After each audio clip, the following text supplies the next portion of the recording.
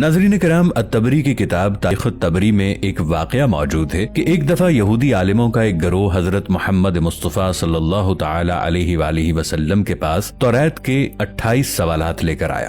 اس کا مقصد حضرت محمد مصطفیٰ صلی اللہ تعالی علیہ وآلہ وسلم کی نبوت کی حقیقت معلوم کرنا تھا کہ آیا وہ سچ بول رہے ہیں یا نہیں۔ تاریخ طبری کے مطابق ان سوالوں میں سوال نمبر 7 اور سوال نمبر 8 قاف پہاڑ کے بارے میں تھے۔ الطبری کے مطابق انہوں نے آپ صلی اللہ علیہ وآلہ وسلم سے پوچھا کہ قاف پہاڑ کہاں ہے، کیوں بنایا گیا اور کتنا بڑا ہے۔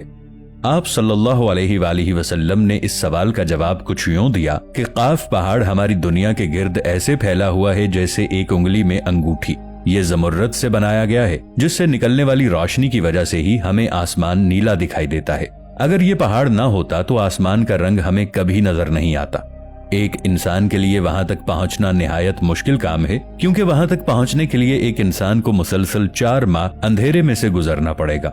پھر 8ویں سوال میں قاف پہاڑ میں موجود جبلقا اور جبلسا شہروں کے بارے میں پوچھا گیا، اور یہ بھی کہ وہاں کون سی مخلوق رہتی ہے، جس پر آپ صلی اللہ علیہ وآلہ وسلم نے فرمایا کہ جبلقا اور جبلسا 2 شہر ہیں، ایک مشرق میں ہے اور دوسرا مغرب میں۔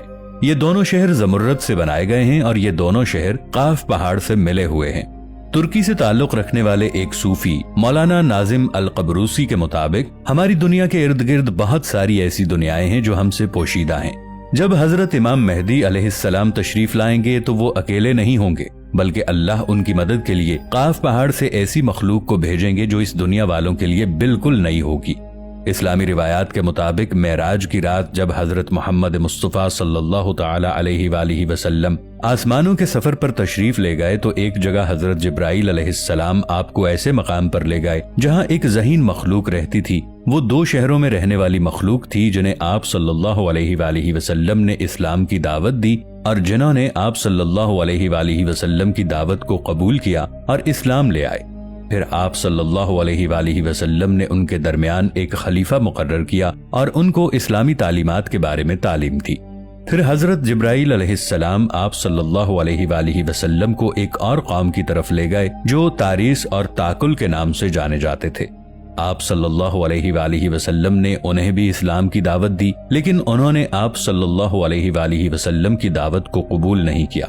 وہاں سے آپ صلی اللہ علیہ وآلہ وسلم حضرت جبرائیل علیہ السلام کے ساتھ یاجوج ماجوج کی طرف گئے اور آپ صلی اللہ علیہ وآلہ وسلم نے انہیں بھی اسلام کی دعوت دی، لیکن یاجوج ماجوج تاریس اور تاکل سے بھی زیادہ سرکش قوم تھی۔ انہوں نے بھی آپ صلی اللہ علیہ وآلہ وسلم کی دعوت کو قبول نہیں کیا اور آپ صلی اللہ علیہ وآلہ وسلم کو ماننے سے انکار کر دیا۔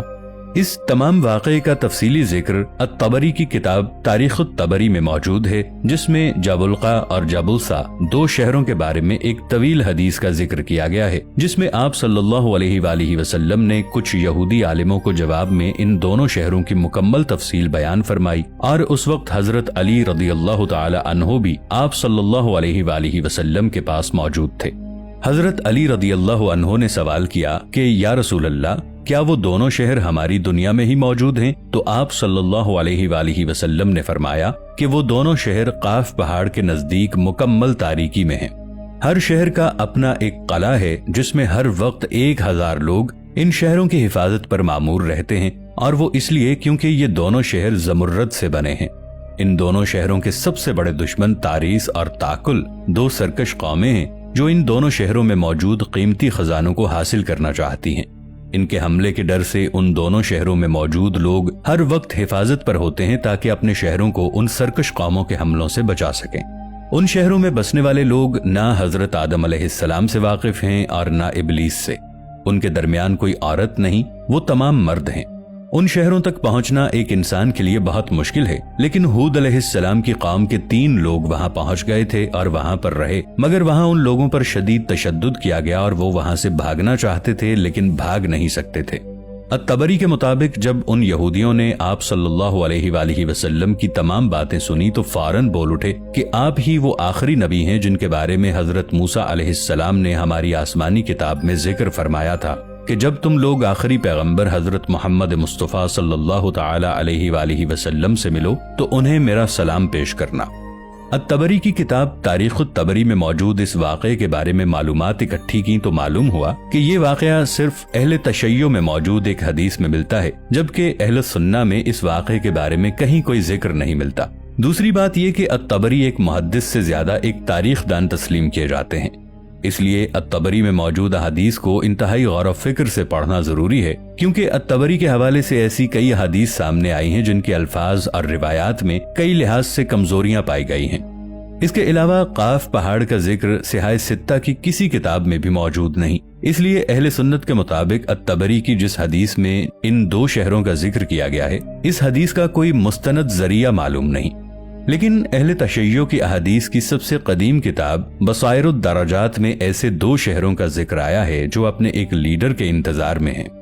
दोस्तों, हॉलीवुड की अक्सर फिल्में अफसानवी दास्तानों और मजहबी किताबों में मौजूद कदीम कौमों और वाकयात पर मबनी होती हैं, जिसकी एक बड़ी मिसाल मैट्रिक्स नामी फिल्म है, जहाँ के लोग एक तारीख दुनिया में मौजूद होते हैं जो हमारी दुनिया से बिल्कुल मुख्तलिफ होती है, या फिर द विज़र्ड ऑफ ओज़ी नामी फिल्म जिसमें एक ऐसा शहर दिखाया जाता है जो सारा ज़मुर्रद से बना होता है।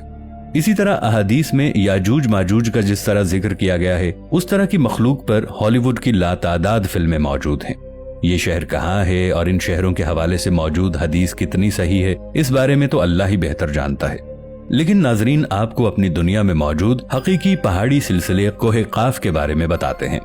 दोस्तों, कोहे काफ का जिक्र तो आपने बचपन में बहुत सी कहानियों में सुना होगा, जैसे एक बादशाह की बेटी महल के छत पर घूम रही होती है, एक देव उसको उठाकर कोहे काफ में कैद कर देता है। बादशाह मुख्तलिफ ममालिक के शहजादों को इस मुहिम पर रवाना करता है कि जो मेरी शहजादी को वापस लाएगा, मैं उसकी शादी अपनी बेटी से कर दूंगा। तो एक नेक दिल शहजादा भी इस मुहिम पर रवाना होता है। इसकी मुलाकात एक बुजुर्ग से होती है। बुजुर्ग उसकी नेक दिली की वजह से उसको एक अंगूठी देते हैं, जिसकी बदौलत वो फौरन कोहे काफ की पहाड़ियों पर पहुंचकर देव को मार देता है और शहजादी को आजाद करवा के वापस उसके वतन ले आता है। शहजादी की शादी उस शहजादे से हो जाती है और दोनों हंसी खुशी रहने लगते हैं। कोहे काफ असल में है कहाँ? तो ये बुहैरा अस्वद और बुहैरा कज़वीन के दरमियान खित्ता कफकाज का एक पहाड़ी सिलसिला है जो एशिया और यूरोप को जुदा करता है। कभी इसका शुमार रूस में हुआ करता था, लेकिन रूस के टूटने के बाद अब यह हिस्सा चेचनिया में शुमार होता है। इस इलाके में मादनी पानी के सरचश्मों की बहुतात है।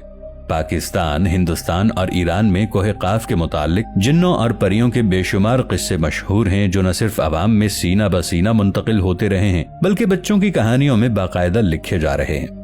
हो सकता है इसमें कुछ सदाकत भी हो सकता है ये वीरान जगह जिन्नात का मस्कन हो, लेकिन तस्दीक करना मुश्किल है।